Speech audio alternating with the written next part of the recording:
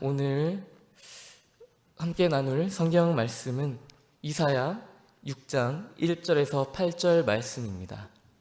이사야 6장 1절에서 8절 말씀입니다.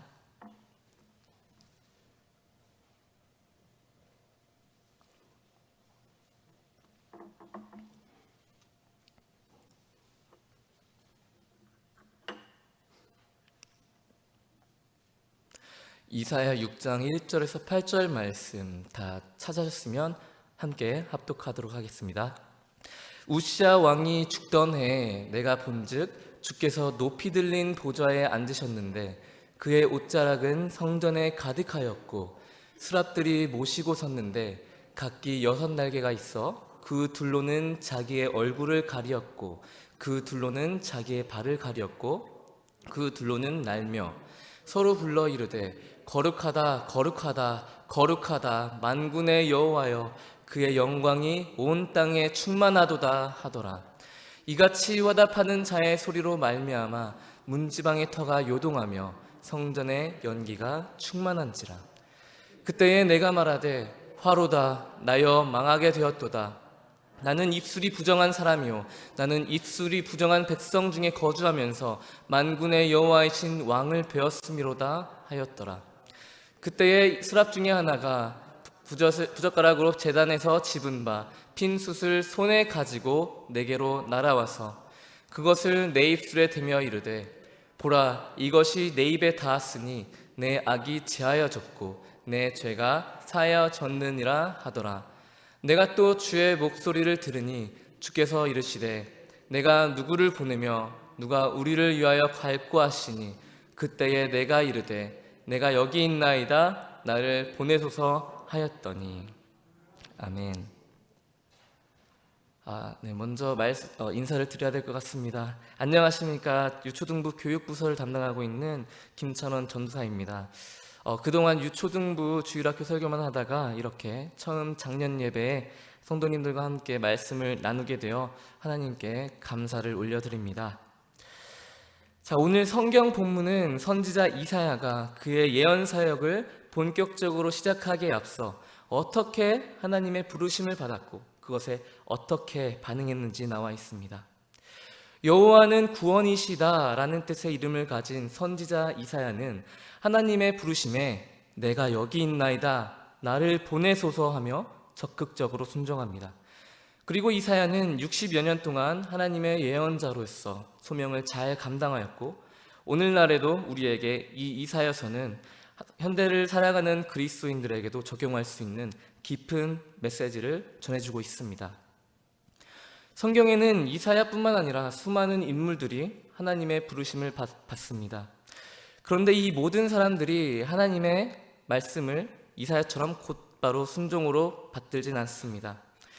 우리가 잘 아는 모세는 불타는 떨기나무 앞에서 계속해서 자신 없고 두려워하는 모습을 보이며 하나님의 진노를 사기도 했습니다. 그리고 이사야와 비슷한 시기인 주전 8세기에 활동했던 선지자 요나는 니느웨로 가서 하나님의 말씀을 전하라는 부르심을 거부하고 다시스로 멀리 도망가 버리기도 했습니다. 물론 이 두 인물의 각자의 상황과 형편을 살펴보면 어느 정도 수긍되는 면도 있습니다. 모세는 애굽에서 미디안 땅으로 도망 나와 결혼하고 아이를 낳고 40년 동안 살면서 유유자적한 삶을 살았습니다. 그런데 나이가 80세 되어서야 하나님께서 그를 부르시고 다른 일도 아닌 민족 대해방, 출애굽이라는 거대하고 부담스러운 사명으로 그를 부르셨습니다. 요나는 이스라엘이 매번 치고받고 싸웠던 철천지 원수 국가인 아수르의 수도 니느웨에 가서 구원의 말씀을 전하라는 부르심을 받았습니다. 이렇게 보면 부르심이란 하나님께서 성경의 위대한 인물들에게 특별한 소명을 주시는 것으로 우리 일반 사람들에게는 굉장히 거창하고 과분한 것으로 느껴질 수 있습니다. 그러나 우리가 부르심이라는 뜻을 좀 더 자세히 살펴보면 그렇지 않다는 걸 알 수 있습니다. 부르심, 말 그대로 누군가를 부르다라는 이 뜻은 영어 성경에는 calling, 헬라어로는 칼레오라고 합니다. 이 부르심을 뜻하는 칼레오에 뭐뭐로부터 나오다, 뭐뭇으로 밖으로 라는 뜻의 에크를 붙이면 바로 교회를 뜻하는 에클레시아가 됩니다. 즉 에클레시아라고 하는 이 교회는 하나님의 부르심을 받은 자들이 세상으로부터 나와서 모인 곳인 것입니다. 그러면 지금 이 자리에 모인 우리 모두는 하나님께 무엇을 받은 자들입니까? 바로 부르심을 받은 자들입니다. 이 부르심을 받은 자들은 또 하나님을 사랑하는 자들입니다. 로마서 8장 28절을 함께 읽도록 하겠습니다. 읽겠습니다. 우리가 알거니와 하나님을 사랑하는 자, 곧 그의 뜻대로 부르심을 입은 자들에게는 모든 것이 합력하여 선을 이루느니라. 아멘. 이 말씀처럼 하나님을 사랑하는 자, 곧 그 뜻대로 부르심을 입은 자라고 말씀하고 있습니다. 이렇게 우리 모두는 하나님을 사랑하여 교회에 모인 자들, 그리고 그 우리를 향한 하나님의 부르심에 응답하여 모인 자들입니다. 그런데 우리를 향한 하나님의 부르심은 모두 모양과 형태가 다 다릅니다. 토기장이신 하나님은 우리를 각자 모든 다른 모습으로 지으시고 또 각자의 다른 부르심에 따라 그에 맞는 은사와 달란트도 허락하셨습니다. 좀 더 이해하기 쉽도록 우리가 모두 잘 아는 축구를 예를 들어보도록 하겠습니다. 축구에서는 공을 잘 차고 달리기가 빠르면 보통 공격수를 합니다. 그리고 시야가 넓고 체력과 지구력이 좋아서 열심히 뛰어다닐 수 있으면 보통 미드필더를 하고요. 공중볼을 잘 따고 골문 앞에서 몸싸움을 하며 키가 큰 사람은 보통 수비수를 합니다. 좋은 축구팀은 이렇게 공격과 수비 그리고 미드필더에 있는 모든 선수들이 각자 잘하는 것을 잘할 수 있게끔 전술을 짜는 것이 감독이고 그 선수들은 그 필드 위에서 각자의 부족한 모습을 서로 채워주며 경기를 임합니다.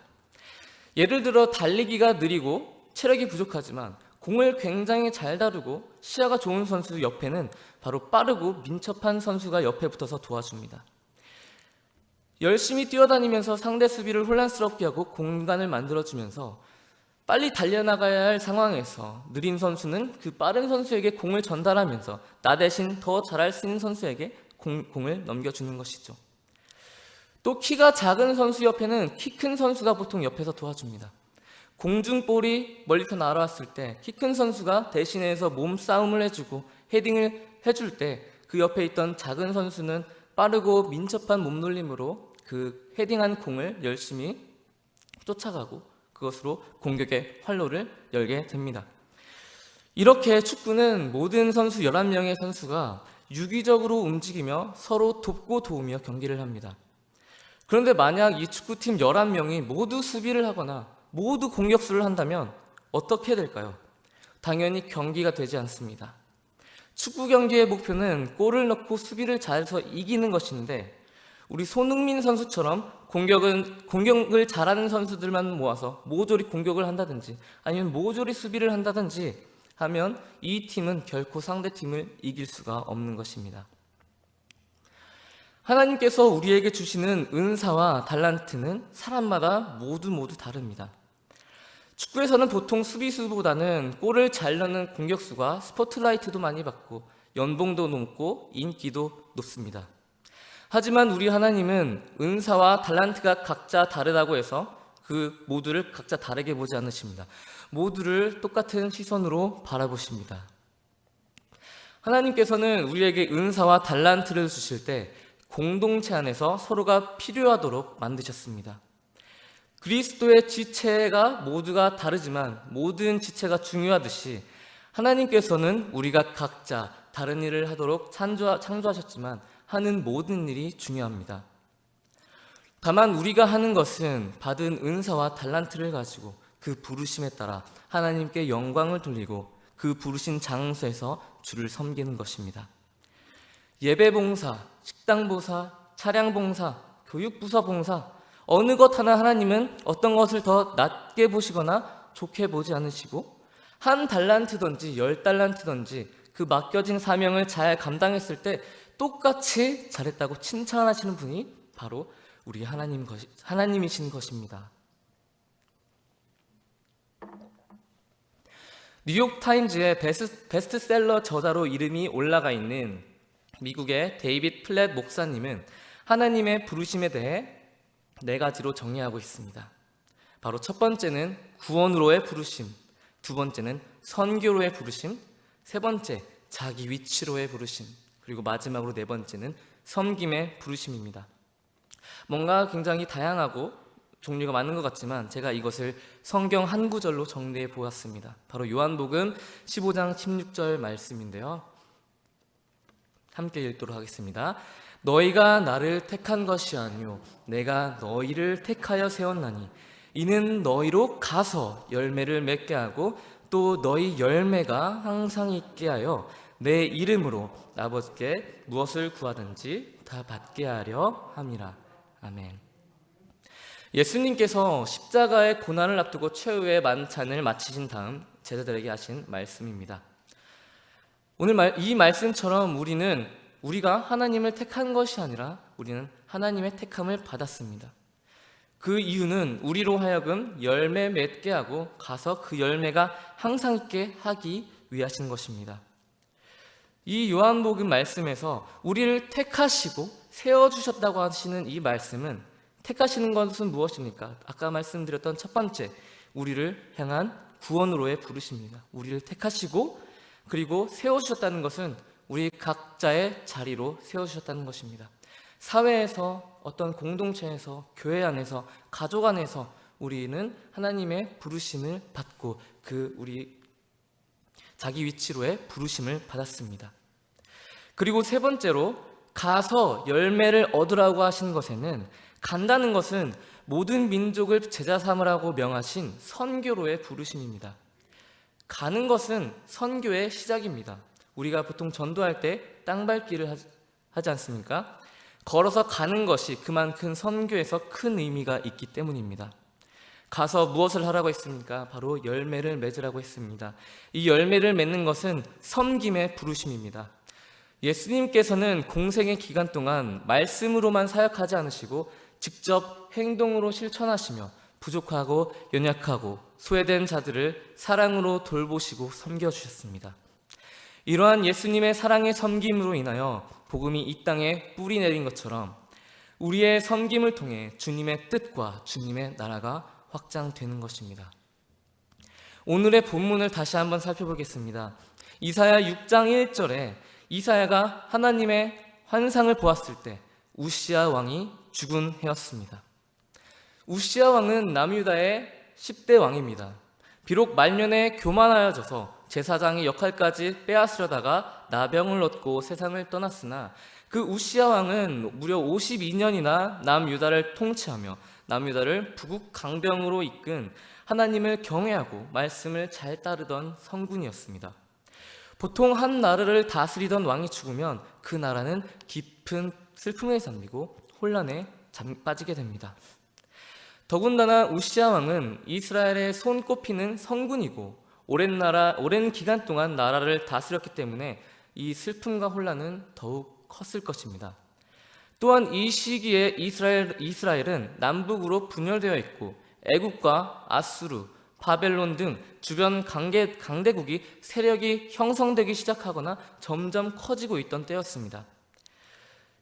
이때 이사야는 시대를 꿰뚫어보는 통찰력과 지적, 영적 능력을 가진 자로서 이스라엘 민족이 지금까지는 이 우시야 왕 덕분에 태평성대를 이루어 왔으나 이제 곧 폭풍전야의 상황에 놓일 거라는 것은 누구보다 잘 알고 있었을 것입니다. 그렇기 때문에 이사야는 우시야 왕의 죽음을 누구보다 슬퍼하고 낙심했습니다. 이렇게 애통하고 낙심할지라도 이사야는 하나님의 계시는 성전으로 나왔습니다. 우리가 슬프고 낙심되고 절망할 때에 그대로 자리에 주저앉는 것이 아니라 우리의 몸을 이끌고 하나님 앞에 나아가면 하나님은 우리의 슬픔을 기쁨으로 바꾸시고 우리를 향한 완전한 계획을 보여주시며 바로 우리를 통해 새 일을 행하시고 이루어 나가시는 분이십니다. 계속해서 말씀을 보면 이사야가 성전에 나왔을 때 환상 속에서 보좌에 앉으신 하나님을 보게 됩니다. 그 옷자락은 성전에 가득하였고 스랍은 스랍 천사들이 모시고 섰는데 그들은 거룩하다 거룩하다 거룩하다 하고 하나님을 찬양하고 있습니다. 높이 들린 보좌에 앉으신 하나님을 본 이사야는 부정한 자기 자신을 발견합니다. 5절에 화로다 나로 망하게 되었도다. 나는 입술이 부정한 사람이요 나는 입술이 부정한 백성 가운데 거주하면서 만군의 여호와이신 왕을 배웠음이로다 라고 고백을 하고 있습니다. 우리가 이 하나님의 부르심과 하나님이 우리를 어떻게 생각하시는지 바라보기 위해서는 우리 자신을 객관적으로 생각해야 합니다. 우리를 객관적으로 바라보아야 합니다. 이사야는 선지자 다니엘처럼 귀족 가문의 출신이었습니다. 때문에 학문의 조예가 깊고 하나님의 말씀도 누구보다 잘 알고 있었을 것입니다. 그런데 그는 스스로 입술이 부정한 자라고 고백합니다. 내가 어떤 모습인지, 하나님이 나를 어떻게 보고 계시는지, 하나님은 지금 나에게 무엇을 말씀하고 계시는지 계속해서 우리는 하나님께 묻고 우리 스스로를 돌아보아야 합니다.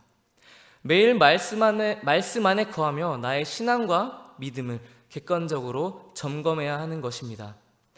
내가 하나님 앞에 낮게 엎드리고 겸손하여 나아갈 때 하나님께서 이사야를 부르시고 사용하신 것처럼 우리를 높이시고 들어서 쓰시는 분입니다.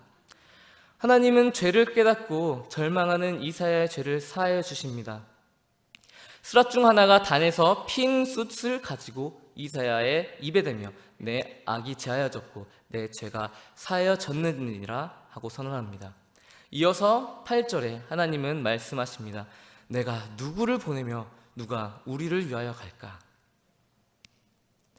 바로 하나님께서 이사야를 찾으시고 부르시며 응답을 촉구하는 말씀입니다. 하나님은 이처럼 절실한 마음으로 하나님의 사람을 찾고 부르시고 계십니다. 이사야는 하나님께서 어디로 보내실지, 무엇을 명령하실지 아무 정보도 없었습니다. 요나처럼 적국으로 보내실지, 아니면 분단된 북이스라엘로 보내실지, 아니면 전쟁터로 보내실지 몰랐습니다. 이사야는 인간적인 계산, 주변의 상황, 우리나라의 상황, 나의 현재 상황 등 모든 것을 머릿속에서 계산기로 두드려보지 않았습니다. 그는 곧바로 결단하여 내가 여기 있나이다 나를 보내소서 라고 하며 오늘 본문 마지막 8절에 즉각적으로 응답하고 순종했습니다. 이사야처럼 스스로의 상황과 환경을 계산하지 않고 즉각적으로 순종한 인물들이 성경에 여럿 나와 있습니다. 그 중에 대표적으로 예수님께서 제자로 부르셨던 베드로와 안드레입니다. 그들은 지극히 평범한 자들이었고 지극히 평범한 바닷가 어부의 일상 속에서 나를 따라오너라 내가 너희를 사람을 낚는 어부가 되게 하리라는 예수님의 부르심에 즉각적으로 순종했습니다. 베드로와 안드레는 주변 상황과 내 상황을 계산하지 않았습니다. 예수님께서는 3년여 동안 예수님의 공생의 기간을 통해 이 제자들을 훈련하셨고 하나님의 나라를 위한 위대한 도구로 사용하셨습니다. 반면에 마태복음 19장에는 부자 청년 이야기가 나옵니다. 참 진리를 얻기 위해서 부단히 노력하는 이 청년에게 예수님께서는 내 소유를 팔고 나를 따르라고 말씀하셨습니다. 하지만 부자 청년은 머릿속이 복잡했나 봅니다. 예수님의 명령에 근심하며 떠나고 말았습니다. 저도 신학을 결정하고 시작했을 때 여러 가지 인간적인 계산을 했다면 도저히 시작하지 못했을 것입니다. 제가 어린 시절 목회하시는 아버지 밑에서 자라면서 힘든 목회 상황과 환경을 보면서 나는 아버지처럼 목회의 길로 가진 않아야겠다. 굉장히 교만한 생각을 했습니다. 하지만 부모님께서는 제가 사역의 길로 가는 것이 평생의 기도 제목이었고 하지만 저는 그 부모님의 기대를 거부하며 자랐습니다. 그러나 모든 일에는 하나님의 뜻과 섭리가 있었습니다. 제가 결혼하고 호주에서 5년간 살 때에 이것을 많이 부딪히고 하나님께 훈련과 연단을 받으면서 마침내 하나님의 부르심을 깨닫고 순종하였습니다. 그런데 사역의 기회를 하기에는 신학대학원을 입학하기 위해서는 너무나 힘든 상황이었습니다. 그동안 호주에서 벌었던 돈들은 유학과 여러 가지 비자 비용으로 다 써버린 상태였고, 아이는 첫째, 둘째, 그리고 뱃속에 있는 아이까지 셋이 있었습니다.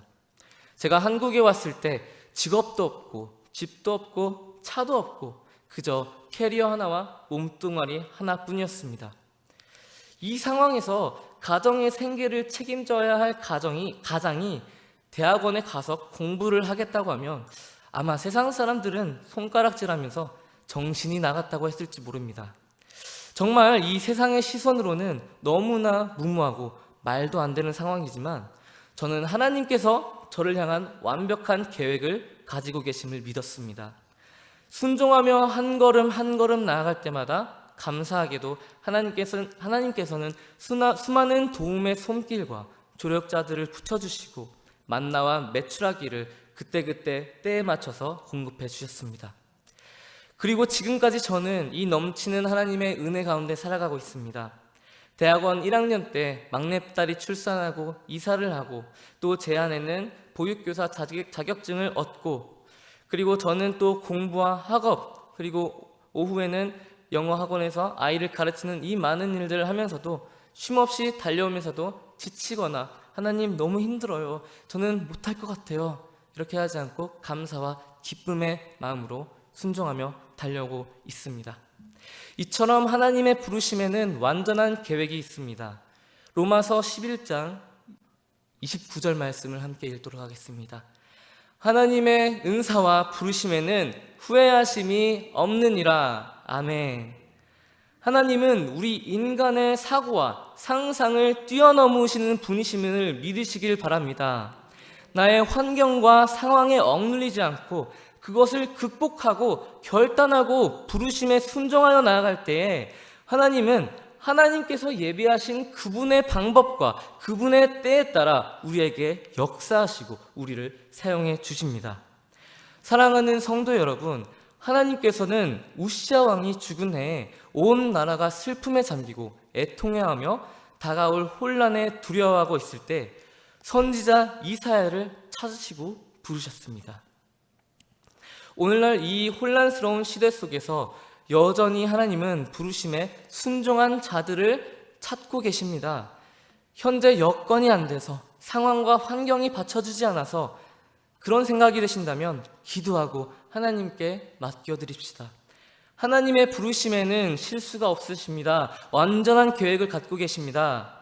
모든 상황과 환경을 뛰어넘어 역사하시는 하나님을 전적으로 신뢰하는 우리 모두가 되기를 축복합니다. 혹 하나님의 일을 감당하기에 스스로의 능력이 부족하다고 느끼시는 분들이 계실 수도 있지만, 우리가 하나님의 말씀에 순종하며 한 걸음 한 걸음 나아갈 때에 하나님께서는 우리에게 그에 맞는 은사를 부어주시고 은사를 개발해 나가는 길을 열어주십니다. 혹 아직 하나님의 부르심이 무엇인지 아직 확실하지 않다면 매일 말씀함에 거하면서 뜻을 구하며 나아갈 때에 하나님께서 직접 손으로 우리를 붙드시고 공동체 안에서 합력하여 선을 이루는 지혜와 명철을 더해 주실 것입니다. 하나님께서는 여전히 우리를 통해 놀라운 일을 이루시기 원하십니다. 우리 앞에 놓인 시대적인 사명은 신앙을 지키기 힘든 이 어려운 시대 속에서 교회 공동체를 건강하고 튼튼히 세우고 영혼 구원을 향한 복음 전도와 하나님 나라의 확장을 위해서 우리가 일하는 것입니다. 하나님의 부르심에 선지자 이사야처럼 내가 여기 있나이다 나를 보내소서 외치며 순복의 발걸음을 한 걸음 한 걸음 나아갈 때에 하나님이 부어주시는 놀라운 은혜와 축복을 날마다 누리시는 여러분과 제가 되기를 예수님의 이름으로 축복합니다.